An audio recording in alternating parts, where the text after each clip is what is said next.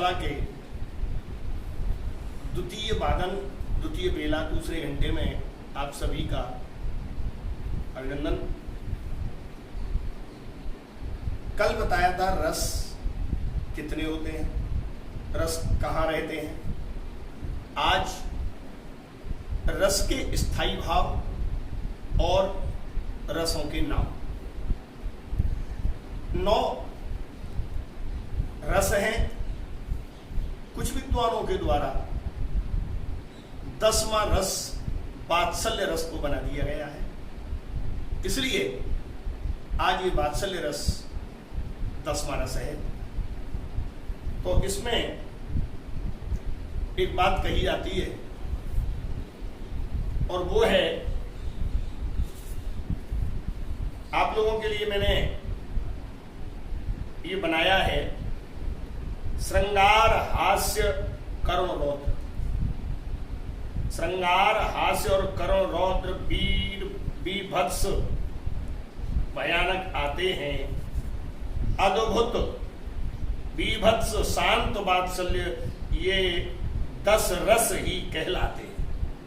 ये 10 रस हैं जिनमें सबसे पहले श्रृंगार, दूसरा है हास्य, तीसरा है करुण, चौथा है रौद्र, 5वां है वीर, 6वां है भयानक, 7वां अद्भुत, 8वां बीभत्स और 9वां शांत, 10वां वात्सल्य। ये 10 रस बताए गए हैं आचार्यों के द्वारा। इनमें मुख्यतया श्रृंगार के 2 पक्ष होते हैं। एक पक्ष होता है संयोग श्रृंगार,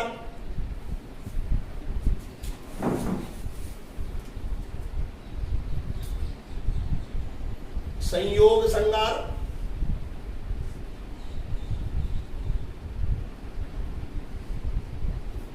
नंबर 2 वियोग श्रृंगार।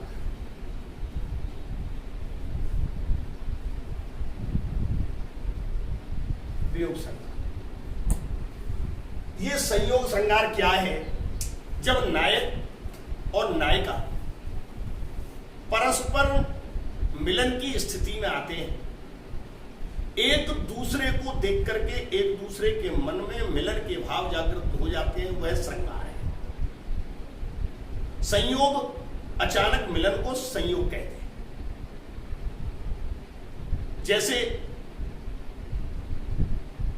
पिता पुत्र का मिलन संयोगवश, पति पत्नी का मिलन परस्पर प्रेम, माता और पुत्र का परस्पर मिलन परस्पर प्रेम।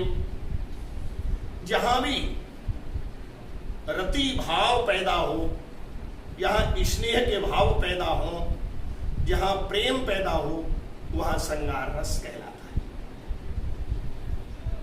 श्रृंगार मीन्स सौंदर्यता। जहां सुंदरता के आधार पर रस की अनुभूति हो, और रस कहते हैं रसस्यते इति रसः। कल भी बताया था रसात्मकम वाक्यम काव्यम। जो काव्य में रसात्मक वाक्य होते हैं वही रसात्मकता कहलाती है। इसी के साथ पहला पक्ष हो गया संयोग श्रृंगार यानी मिलन, दूसरा है वियोग श्रृंगार। वियोग कहते हैं, वियोग का अर्थ है बिछड़ना। वियोग का अर्थ है बिछड़ना। कोई भी अपना प्रेमी अगर हमसे बिछड़ जाए, हमसे अलग हो जाए, वो वियोग श्रृंगार कहलाता है। संयोग और वियोग दोनों, संयोग माने मिलन, वियोग माने बिछड़ना। जैसे राम जी ने जानकी जी को पुष्प वाटिका में देखा पहली बार। जब पुष्प वाटिका में देखा तो ये क्या था? संयोग, अचानक परस्पर मिलन, ये संयोग। राम को रूप निहारत जानकी कंगन किंकिन की परछाई, वहां पर। अब ये संयोग श्रृंगार हो गया। अब संयोग के बाद में आता है वियोग। वियोग श्रृंगार में जानकी जी को भगवान पंचवटी पर बिठा कर गए हैं और जानकी जी का हरण हो गया। जैसे ही जानकी जी का हरण होता है,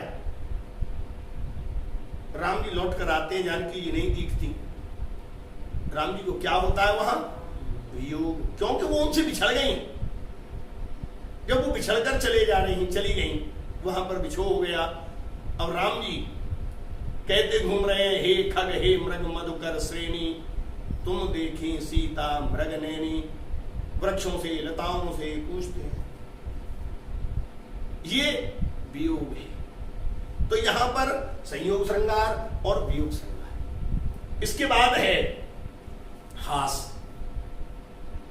हास में किसी भी व्यक्ति की वेशभूषा, किसी व्यक्ति का चाल चलन,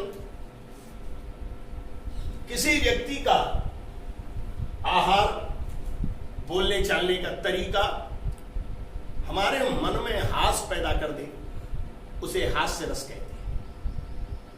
जैसे एक कवि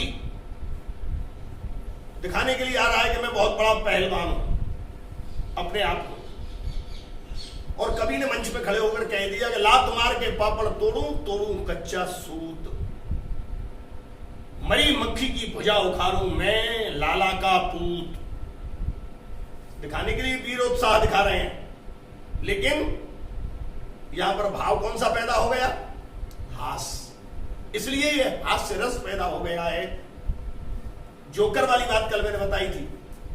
रामलीला में विदूषक, जोकर, प्राइवेट, जो भी नामों से जाने जाते हैं, उन्हें देखते उनकी वेशभूषा को देख करके हम लोगों को हंसी आ जाती है, उसे हम हास्य रस कहते हैं। तीसरा है करुण। ये करुण रस, यहां पर करुण रस और वियोग श्रृंगार ये लगभग एक जैसे होते हैं। अब अंतर क्या है? इसमें करुण रस में तो जो व्यक्ति हमसे चला गया वो वापस नहीं आएगा, ये शोक हो गया हमारा। यानी जिस व्यक्ति का विनाश ज्ञात हो जाए, जो व्यक्ति हमसे बिछड़ गए के फिर हमको मिले ही नहीं, अर्थात मृत्यु हो जाए उसकी, वहां शोक होता है। और वियोग में उसके मिलने की संभावना रहती है कि वो व्यक्ति हमें जरूर मिल सकता है। ये है वियोग। अब यहां पर ये शोक है। शोक मीन्स कर्म। कोई भी व्यक्ति विनष्ट होने के बाद उसके मिलने की उम्मीद नहीं रहती, उसे हम क्या कहते हैं? शोक। इसके बाद में आता है रौद्र। रौद्र का स्थायी भाव होता है क्रोध। पिताजी ने पुत्र से कहा कि आप मेरे काम को करके आइए, और पुत्र ने वो आज्ञा नहीं मानी, तो पिता उसे पुरस्कार देंगे या उस पर क्रोध करेंगे? जो क्रोध का भाव पैदा होता है उसे रौद्र कहते हैं। रौद्र रस क्रोध का संकेत है। इसके बाद में आता है वीर। वीर रस। वीर रस का स्थायी भाव है उत्साह। वीर रस का भाव उत्साह। जैसे आप लोग क्रिकेट की कमेंट्री देखते हैं, उस कमेंट्री में क्रिकेट खेलने वाला कहां खेलता है और हम कहां देखते हैं दूरदर्शन के माध्यम से, लेकिन हम लोग उसको उत्साहवर्धन के लिए हम क्या कहते हैं? तालियां भी बजाते हैं, सिक्सर भी पढ़ने की उम्मीद लगाते हैं। हमारी कोई टीम, हमारा कोई मित्र अगर कहीं स्पर्धा में हो, चाहे वो दौड़ में हो, खेल में हो, कहीं भी हो, जहां भी हो, वहां पर हम अपने उसकी जीत के लिए उसे उत्साहित करते हैं। बार बार कहते हैं शाबाश, और तेज दौड़ो और तेज दौड़ो, इस तरह से हम उत्साहित करते हैं। वहां पर कौन सा भाव पैदा हो जाता है? उत्साह। उत्साह का भाव और रस हो जाता है वीर रस। वीर तुम बढ़े चलो, धीर तुम बढ़े चलो, सामने पहाड़ हो सिंह की दाव, बढ़ते जाओ, वीरता का भाव यही है। वीर रस पैदा हो जाता है। इसी के साथ में आता है भयानक रस, भय पैदा हो जाना। भय नामक स्थायी भाव, मैंने कल भी बताया था कि सभी स्थायी भाव हमारे अंदर कमरों में बंद रहते हैं। हम जा रहे हैं, अचानक परछाई दिखाई दे जाए और हम उसे भूत समझ बैठे, भय पैदा हो गया। भय पैदा होने का मतलब भयानक रस। इसके बाद में आता है अद्भुत। कोई व्यक्ति जिसे हमने बहुत दिनों से नहीं देखा हो, जिससे हमारी मिलने की कोई उम्मीद ना हो, और वो व्यक्ति अचानक हमें मिल जाए, उसे देखते ही हमें क्या होता है? आश्चर्य। अरे इस व्यक्ति को तो मैंने बहुत दिन पहले देखा था, आज कैसे? जैसे रामायण सीरियल में अरुण गोविल राम के रूप में दिखाई देते हैं, और वही अचानक हमारे सामने, हमारे द्वार पर या हमें कहीं स्टेशन पर मिल जाए तो हमें क्या होगा? मोदी जी हमें रास्ते में अचानक मिल जाए, ये आश्चर्य होगा कि नहीं होगा? जब ये आश्चर्य होगा तो ये होगा अद्भुत। अद्भुत रस। और इसके बाद में आता है बीभत्स। बीभत्स कहते हैं घृणा को, गिलानी को, जुगुप्सा भी इसे कहते हैं। अब यहां पर बीभत्स रस है। हम रास्ते में जा रहे हैं, बड़े अच्छी तरह से मित्रों के साथ मिलते हुए विद्यालय से जा रहे हैं, बातें करते करते अचानक रास्ते में कोई मरा हुआ, सड़ा हुआ, गला हुआ पशु जिसमें से दुर्गंध आ रही हो और वो अचानक हमारे सामने आ जाए, तो उस समय हमारी क्या दशा हो जाती है?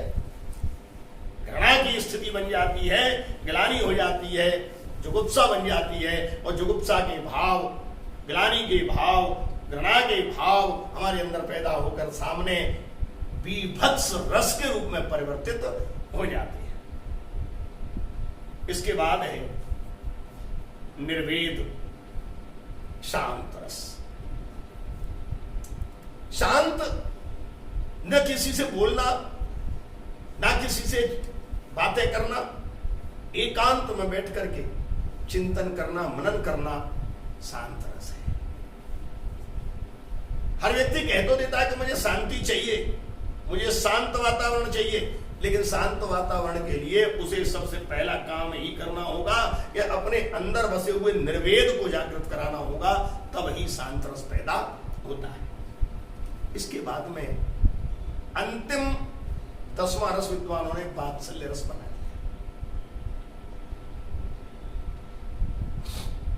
जैसे भगवान कृष्ण बाल रूप में, राम जी बाल रूप में चलते हैं, सब लोग बड़े प्रसन्न होते हैं। यशोदा मैया बाबा को बुला बुला कर दिखाती है, देखो लाला कैसा खेल रहा है, लाला कैसा बोल रहा है। उसे देख देख करके मन में जो प्रसन्नता पैदा होती है, हर्ष पैदा होता है, उसे वत्सलता कहते हैं। और वत्सलता का जो भाव है वही वात्सल्य रस कहलाता है। आज इन 10 रसों के साथ ही आज की कक्षा को मैं समाप्त करता हूं। कल मैं आपके सामने छंद लेकर के आऊंगा और छंद की कक्षा में आप सभी लोगों से मैं कहूंगा कि आप सभी उस कक्षा में सम्मिलित हों। अगर ये YouTube चैनल आपको पसंद आता हो तो इस चैनल को आप सब्सक्राइब करें, लाइक करें और इसे लाइक करें। सब्सक्राइब, लाइक और शेयर करें। धन्यवाद। आज की क्लास यहीं खत्म।